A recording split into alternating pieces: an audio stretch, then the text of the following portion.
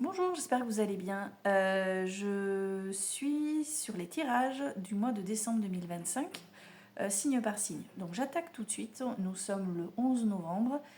Je l'ai fait un tout petit peu tôt parce qu'en fait j'ai hâte, vraiment j'ai hâte de me mettre au tirage pour l'année 2026. Et comme j'ai le boulot à côté, en fait j'y arrive pas, j'ai trop de choses à faire. Là, j'ai même pas fait la moitié de ce qui était prévu, il est 14 heures passées, bref. Donc j'attaque avec le signe du mois en cours, toujours, hein, je ne change pas ça. Je suis avec l'oracle des miroirs, je vais enchaîner avec le tarot histoire de sorcière et deux petites surprises à la fin. Voilà. Donc le Sagittaire, décembre 2025, c'est parti. Je donne dans un premier temps avec l'oracle des miroirs des énergies très très générales. Tu prends ce qui résonne en toi, tu laisses ce qui ne te parle pas. Certaines énergies peuvent se lier entre elles. Sinon, elles peuvent être complètement indépendantes les unes des autres. Et ensuite, tu auras un tirage un tout petit peu plus développé. Alors, on commence avec la carte de la parole. C'est un mois d'échange de communication. Alors généralement, cette carte, quand elle tombe, si on est sur l'échange, la communication, c'est qu'il y a peut-être des choses à régler, à poser, des vérités à dire, des abcès à crever. Bon, après, ça peut être aussi la carte. En fait, la parole, si tu veux, symboliquement, c'est ce qui rassemble. Et si ça rassemble, on est aussi sur l'idée de partager, d'être gourmand. Attends, regarde, je vais te le lire. Hein, dans mon souvenir, voilà. Alors, communication, discussion, bavardage, mais aussi alimentation, gourmandise et plaisir. Voilà, ça peut être un mois de plaisir aussi, tout simplement. Hein. On verra. Si une autre carte qui évoque les échanges ressort, on sera plus sur des échanges, effectivement, que sur des plaisirs. On va voir. Carte numéro 2 qui ne veut pas se décoller. Oh, génial! Waouh, super, miroir magique. Bon, bah écoute, le miroir magique, tu connais. Hein. Plus belle carte du jeu, elle annule tous les aspects négatifs de toutes les cartes. Tu es béni, tu es protégé. Wow, génial. Bon, bah écoutez, ça change la donne. Hein.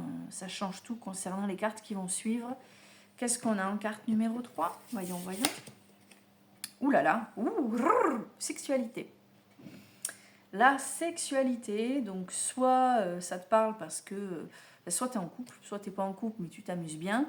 Bon, ben visiblement, ça va plutôt bien se passer. Ça va être chaud bouillant ce mois-ci. Mais attention, c'est également la carte des plaisirs, du péché, du désir, de la tentation. D'ailleurs, ça fait écho à la carte de la parole quand je t'ai dit que ça évoquait les plaisirs, tu vois. Donc tu vas peut-être avoir des moments de plaisir, de partage, liés à une joie particulière quand même. Ah mais je suis nouée, j'ai dit, mais c'est le mois de décembre, donc c'est peut-être lié au fait de fin d'année en fait. Bah oui, ça peut être ça. Bref, tu verras, tu vois si ça te parle ou pas. Donc, carte de la sexualité. Quatrième carte, on a projection. Alors, projection, il y a quelque chose que tu ne veux pas voir en ce qui te concerne.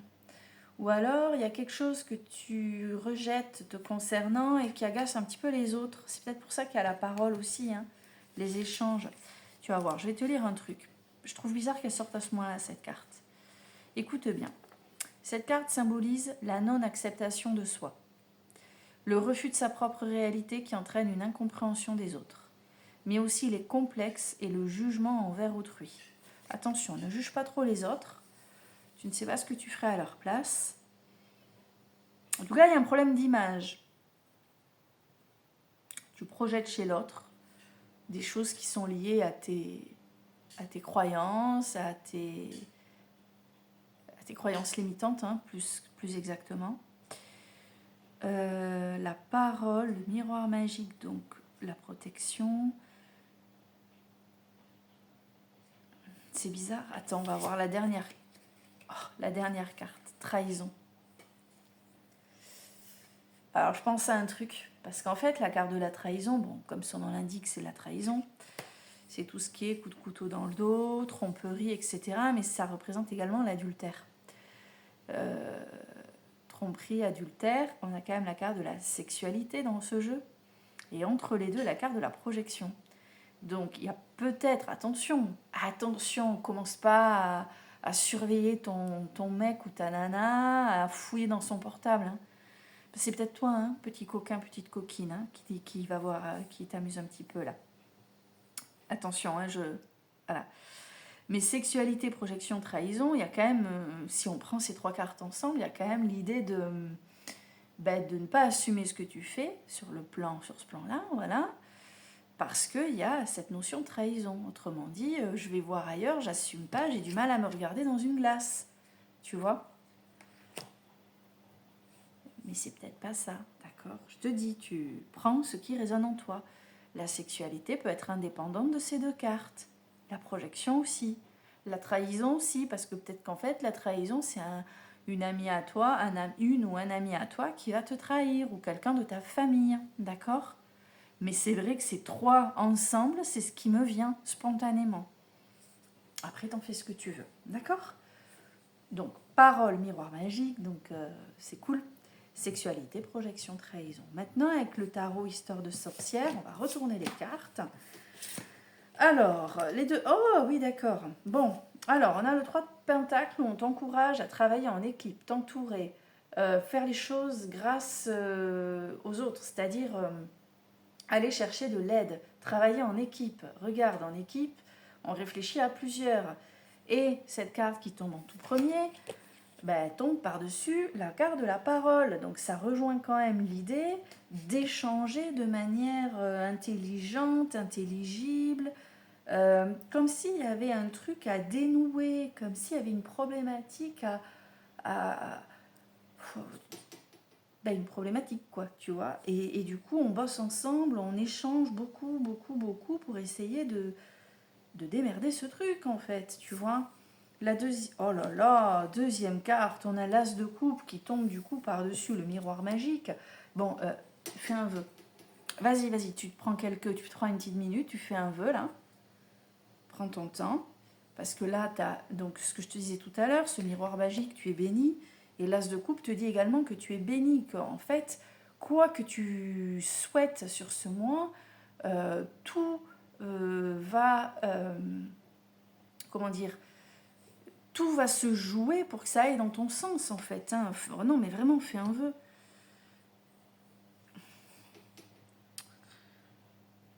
En fait, ouais, moi, je pense qu'il y a vraiment quelque chose à régler. Hein. Parole et 3 de couple, 3 de pentacle, qu'est-ce que je dis? Parole et 3 de pentacle. Il y a quelque chose à régler, un travail d'équipe qui va être utile. Peut-être que tu as besoin de t'entourer pour trouver des solutions à tes problèmes. Mais derrière, avec le miroir magique et l'as de coupe, qui est quand même l'action à entreprendre, on te dit que tu es béni, tu es protégé, que ce qui t'est destiné de toute façon va venir à toi, quoi qu'il arrive, d'accord? Carte, troisième emplacement, c'est tout ce qui est lié à l'obstacle ou l'objectif à atteindre. On avait donc tout à l'heure la sexualité et on a le chevalier de pentacle. Alors avec ça, on te rappelle que tu as tous les outils pour réussir, pour te fixer des objectifs et les atteindre. Tu as tout, tout, tout. Tu es bien entouré, tu as les bonnes idées, tout est ok. Donc maintenant, tu enfourches ton balai, tu fonces, d'accord?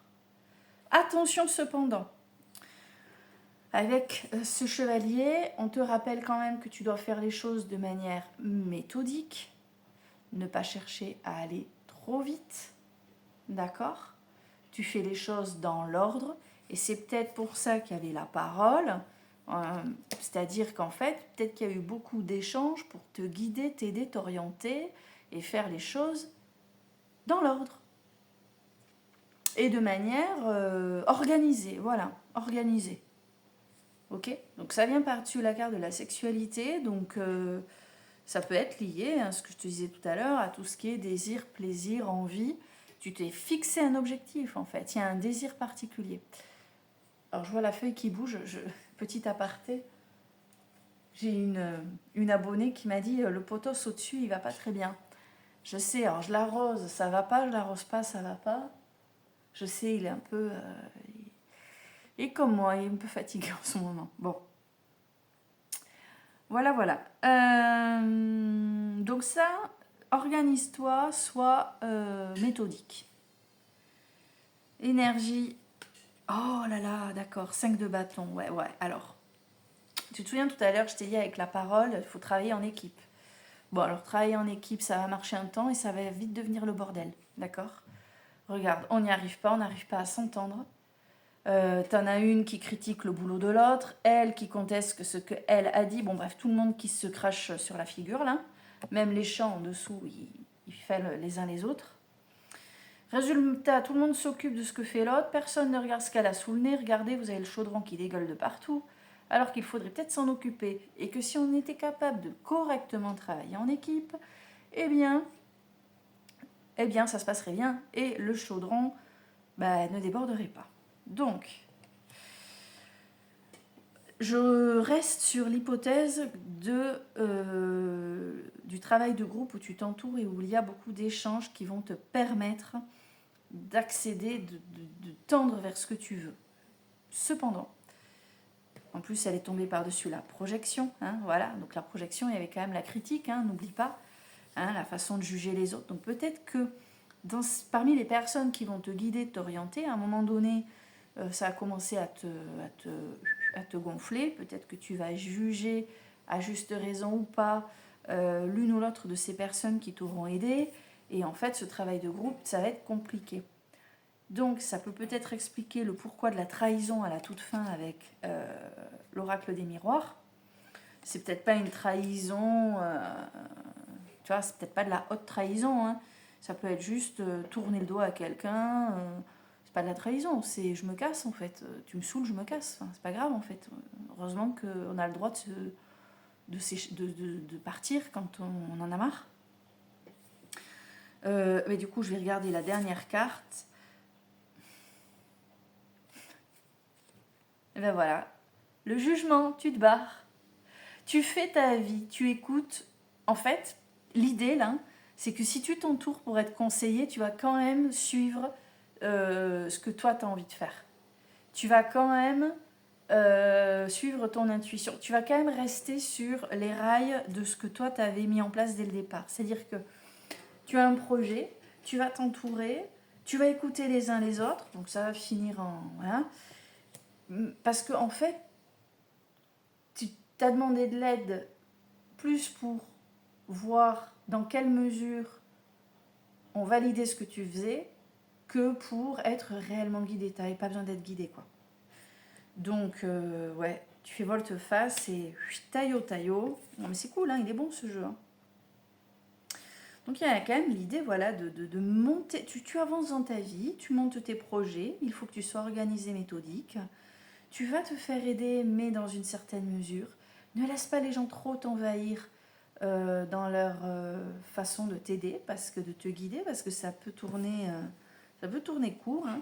Donc toi, tu vas avoir des plaisirs, des joies, parce que tu vas réussir quand même à avoir ce que tu veux, t'orienter vers ce que tu souhaites.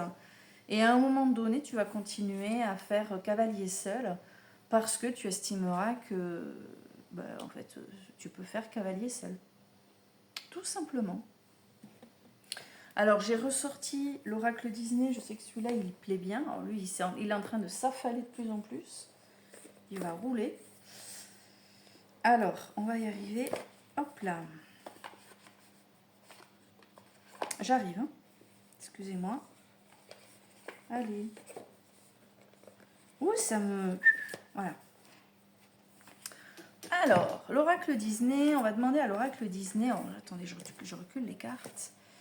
J'ai pas assez de place. Alors, on va demander à l'oracle Disney de déterminer, d'apporter une carte complémentaire à ce jeu pour déterminer un petit peu qui tu seras en décembre, quel profil tu vas, quelle facette de toi tu vas faire ressortir. Voilà. Une carte donc qui va représenter le Sagittaire pour le mois de décembre 2025. Une carte qui représentera le Sagittaire pour le mois de décembre 2025. Allez. Une carte qui représentera le Sagittaire.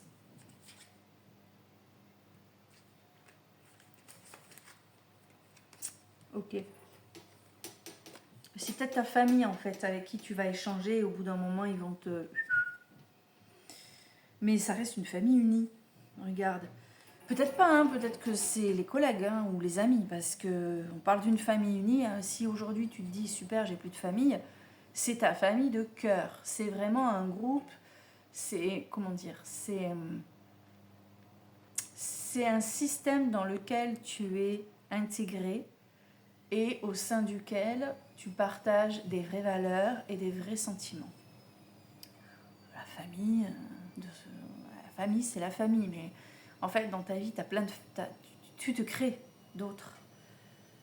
Hein, famille de cœur, tu peux vivre bien plus. En fait, ce que je veux dire, c'est que tu peux vivre bien plus de choses avec d'autres groupes qu'avec ta famille. On est d'accord, hein. Heureusement. Carte 18. Alors, qu'est-ce qu'on nous dit avec cette carte? Alors. Ah, pardon. Je suis myope, donc là, il faut que je les enlève. C'est la famille Madrigal. Qui n'aurait pas envie de faire partie de la famille Madrigal? Pas seulement pour leur pouvoir magique, mais aussi et surtout pour le lien très fort qui les unit tous. La thématique de cette carte est claire, mais elle peut se traduire par divers aspects plus ou moins complexes. Il peut s'agir d'un événement familial qui se profile à l'horizon, en même temps les fêtes de fin d'année, mais avec l'organisation que cela implique. Demander de l'aide et consulter les autres. Tu vois, c'est ce qu'on avait au début du jeu, c'est peut-être ça en fait. Ensemble, vous êtes plus forts et vous n'en profiterez que mieux. Ce peut être également un rapprochement avec des membres de votre famille dont vous vous êtes éloignés. S'il est différent, vous en séparez. Il est grand temps de les régler.